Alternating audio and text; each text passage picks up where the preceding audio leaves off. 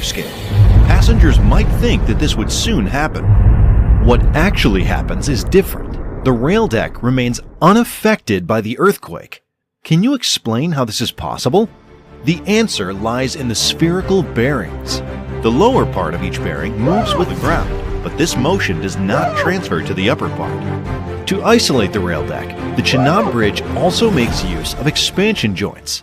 The way expansion joints work is a feast for the eyes. The movement of the box-shaped rubber structure makes this functioning possible. To understand why this bridge is safe, even in seismic zone 5 area, let's take a cross-section of its foundation. You can see a lot of interesting stuff here. This was the shape of the mountain before the construction work started here. An irregular, sloped mountain. The minimum slope of this mountain was 43 degrees, and the maximum was 77 degrees.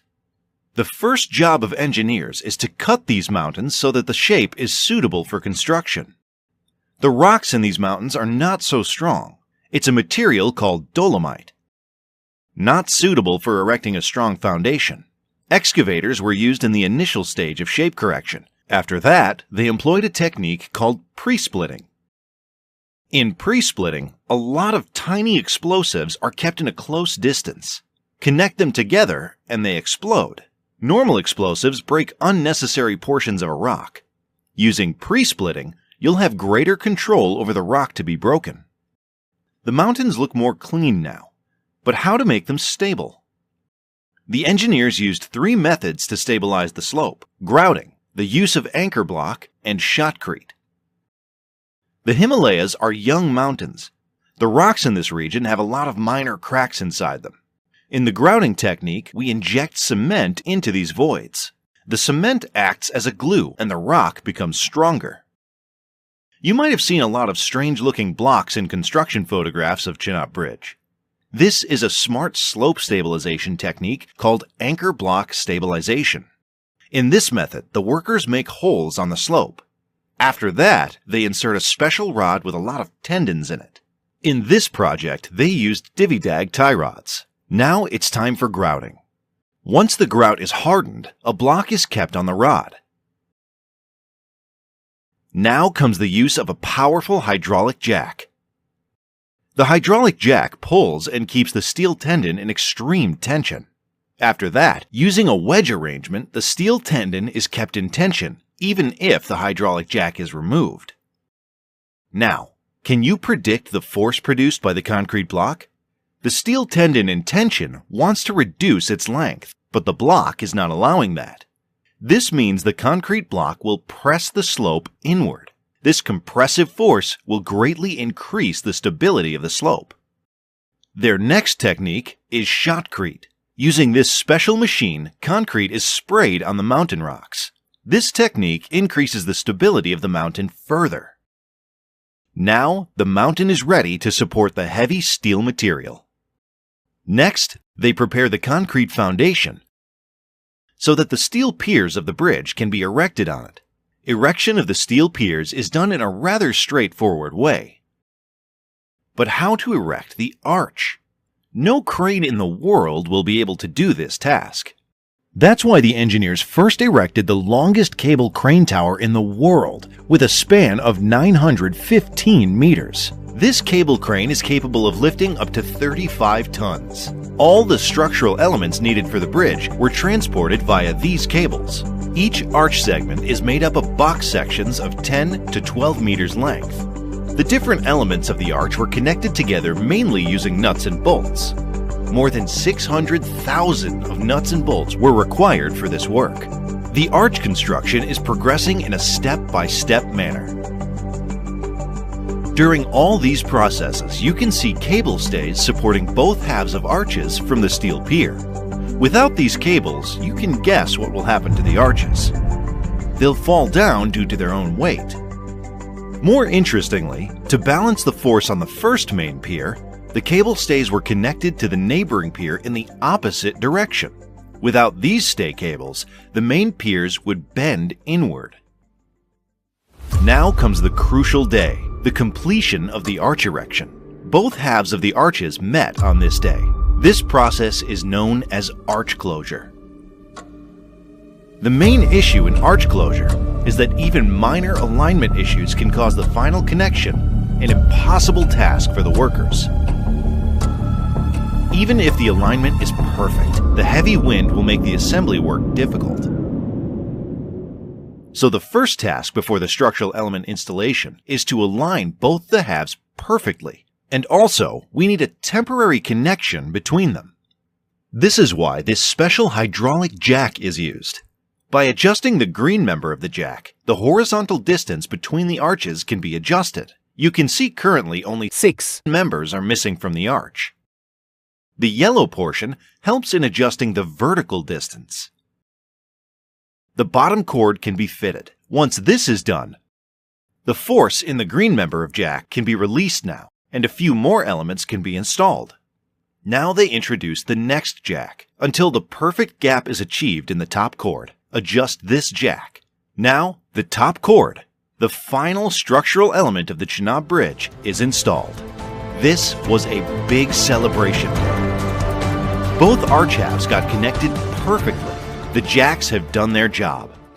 Once the arches are connected together, the support cables are no longer needed. The half arches support each other. They erected piers even above the arches. For the erection of the arch, the workers worked meticulously. Even their food was delivered by crane on the arch. The next stage of construction is the installation of decks. The rail track will be laid on this deck. We've already studied about the expansion joints of Chenab Bridge. The main span of Chenab Bridge uses 2 such expansion joints.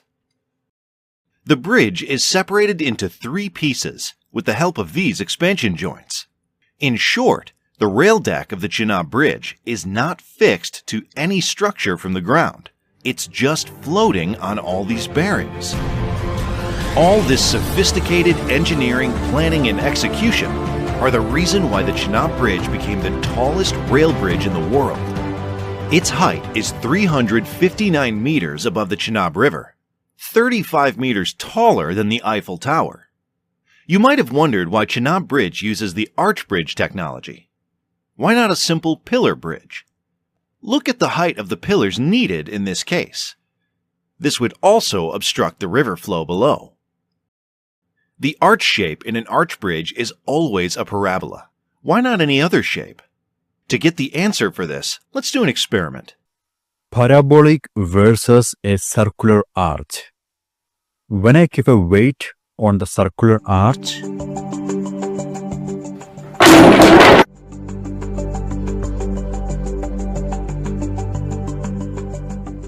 now let's keep the same weight on the parabolic arch. Wow, it is carrying the weight easily. Let's add one more weight. Perfect. It is even carrying an extra weight. So parabolic arch is obviously a super strong shape. Now it's time to prove logically why parabolic arch is the best self-supporting structure. Let's tie a gigantic chain across the mountains of the Chenab. Thank you, King Kong, for your help. The shape this chain forms is a catenary. However, for simplification, we can approximate this shape as a parabola. Even if you try to hold it in some other shape, it won't stay there. A chain can support only a normal tension force. Now the tricky part. Let's solidify this parabolic chain. Now let's flip the direction of the gravitational force. Since the external force has flipped its direction, the internal stress will also flip its direction and become purely compressive. Now just flip this entire arrangement. Wow! It becomes an exact arch bridge. The compressive force developed by this parabolic structure is exactly at the middle of the section. Such structures aren't always stable. You can see why a structure may not be stable when the forces do not have this quality. This is why the parabolic arch is the best self-supporting structure. Now let's construct a road deck below this arch. This arch bridge is unnecessarily huge. There's one more way to achieve the same objective. Just shift the supporting arch down. Here again, the force induced in the arch is the same. If you were the chief engineer in charge of this project, which design would you choose? Obviously, the above deck design, right? The reason is simple. You will save a ton on construction materials. The Chenab Bridge uses a ballastless track. Almost all high-speed railway projects use this technology. These animations illustrate how the different components in the ballastless track absorb vibrations. This bridge is designed to support a train with a maximum speed of up to 100 kilometers per hour. Ballast tracks have the issue of dust pollution, and they have a low life expectancy. So far, we've seen 2 expansion joints of Chenab Bridge. It should be noted that the bridge has 1 more expansion joint, but slightly away from the arch section.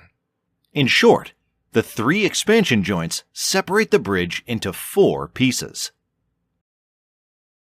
The bridge is even designed for redundancy. This means even if one of its piers gets damaged, the bridge will still remain stable. The train will still be able to cross the bridge, but at a maximum speed of 30 kilometers per hour.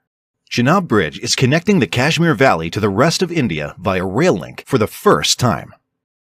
Huge mountains, weak rock, inaccessible terrain, heavy wind, and earthquake-prone area. Chenab Bridge project overcame all these hurdles and became the tallest railbridge in the world.